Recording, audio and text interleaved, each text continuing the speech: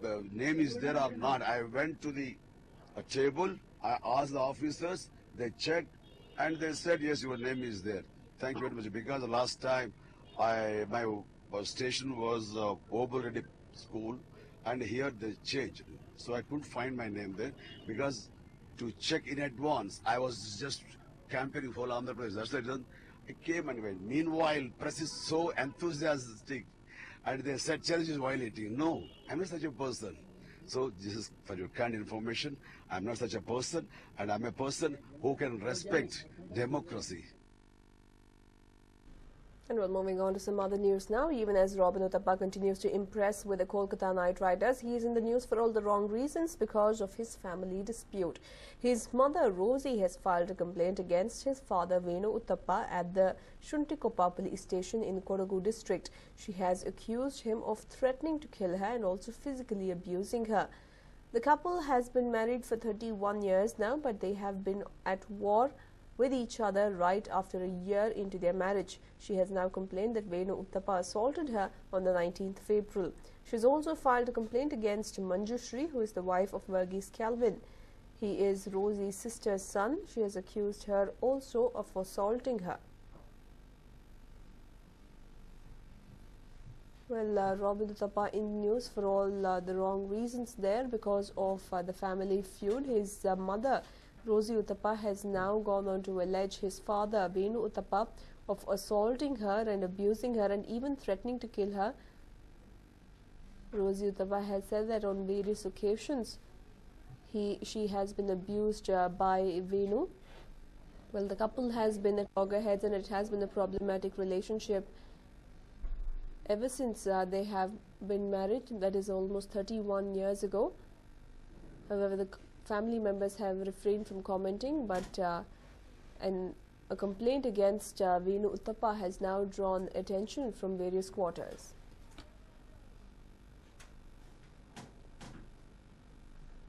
And well, even after coming under harsh criticism, Namma MLAs still continue to court controversy over their foreign junket.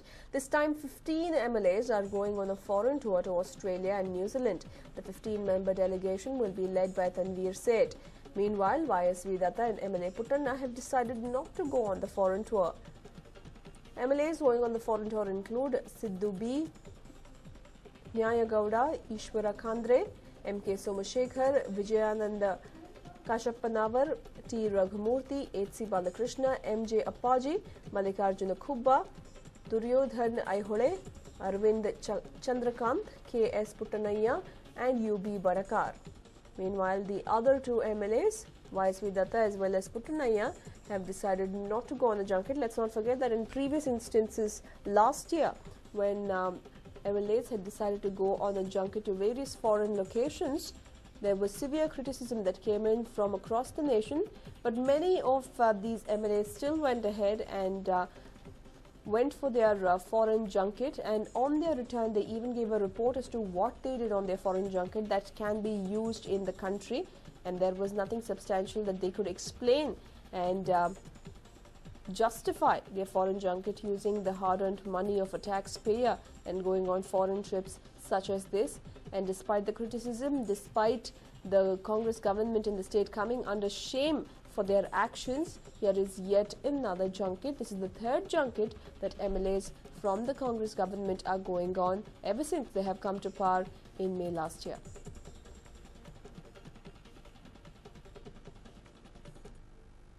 And moving on now, Ramaswamy Devishri Guruji, who was arrested for his alleged sex scandal, will be produced before court shortly.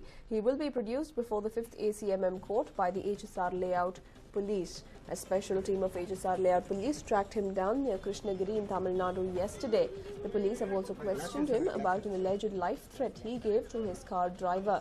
His medical examination is being conducted at the Jayanagar Government Hospital currently, and he would also be questioned about his alleged involvement in some cheating and theft cases. Well, the incident came to light a few days back when Devishri was allegedly caught on camera kissing a girl. This man, who claims to be a saint, an astrologer and someone who runs his own foundation, had come to Bengaluru 10 years ago. Soon after, he was questioned about such a revelation which was made by his own driver, who had placed the camera in the room. Devishri had gone on to state that he can easily eliminate the person who has made such claims and who has released such a video.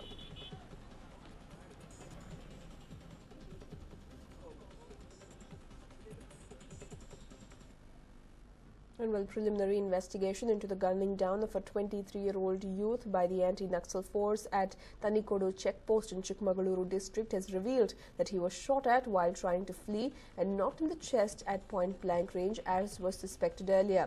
Dismissing any foul play in the incident, sources state that Constable Naveen G. Nayak, a 2012 President's Gallantry Medal winner for a Naxal encounter, fired at them suspecting they were Naxals.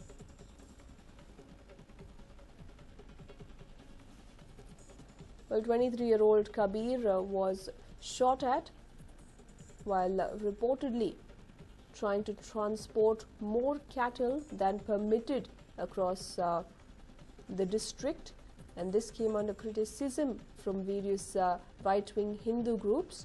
However, his family members were not allowed to carry out his final rites as well in peace, as Bajrang Dal activists had objected to it, and now reports reveal that he was shot at while he was trying to flee. My colleague Akshita joins us with all the latest updates. Well, Akshita, over to you. Take us through the latest.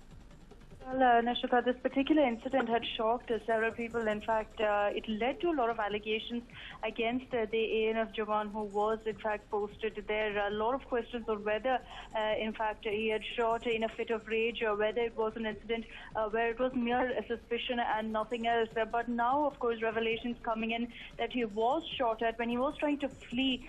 And, of course, another misconception was that he was not shot in the chest at point-blank range, as it was said initially, Nishita. In fact, to take you through exactly what had taken place, this was, of course, on April 19th, when at around 3:30 p.m., 3 persons, including Kabir, were traveling in a pickup truck. This particular truck was transporting cattle, and we understand that there was a checkpost present there. So the team of Jawans who were present, the ANF team, asked them to stop from a distance to check exactly what they were transporting. Keep in mind that in Chikmagalur, there is a lot of checking because there is, of course, a lot of Naxal activity in the region. So they asked them to stop to check exactly what they were transporting. But instead, the vehicle suddenly stopped, making an attempt to turn back. And it is understood that soon after, of course, the Jawans were immediately alerted that there was something not right in this particular case, that maybe this truck was carrying something illegal.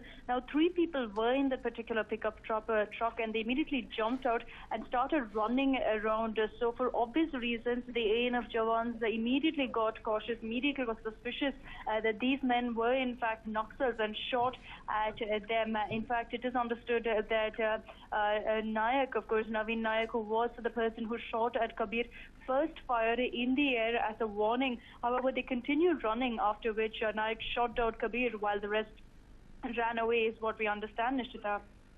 Right, also we understand that this particular incident had given rise to a bigger fight between right-wing Hindu groups as well as the family members of Kabir. So any reactions coming in from them as yet? Well, as of now, no reaction coming in, Nishita, but of course they initially alleged foul play, stating quite clearly that Kabir was someone with a clean record, that he had absolutely no sort of history of Naxalism. But clearly the fact that he went running instead of stopping for the Jawans, instead of stopping and letting them conduct their investigations, did in fact to a great extent throw the blame at him, because of course this led to the Jawans having to go ahead and fire, Nishita.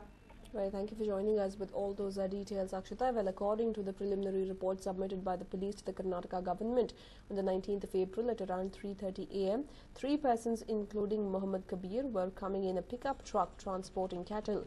The ANF team asked them to stop from a distance to check what exactly they were transporting. The vehicle suddenly stopped after making an attempt to turn back. 3 occupants jumped from the truck and reportedly started running helter-skelter. Suspecting them to be Naxals, ANF Constable Nayak first fired in the air.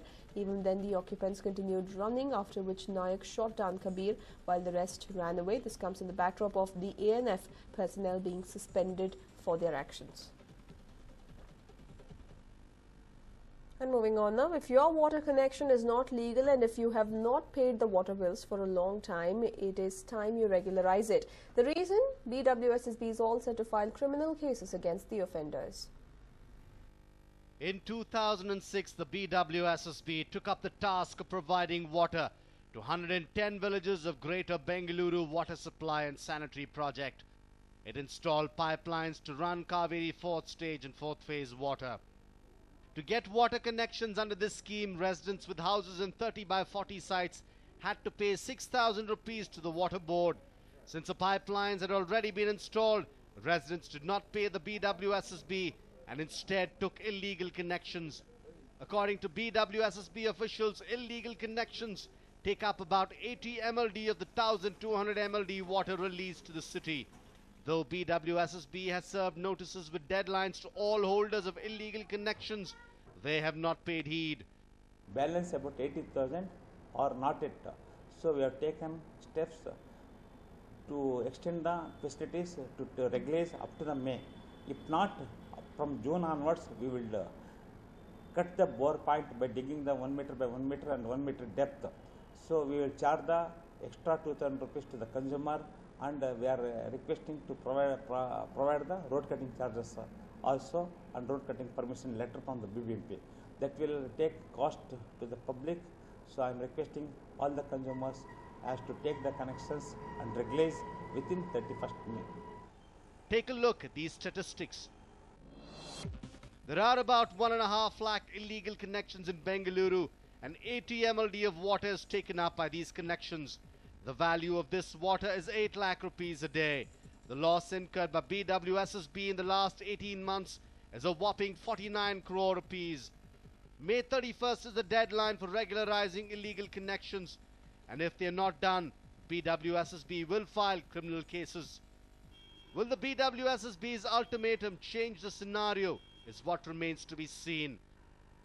Anand Burli, News 9, Bengaluru.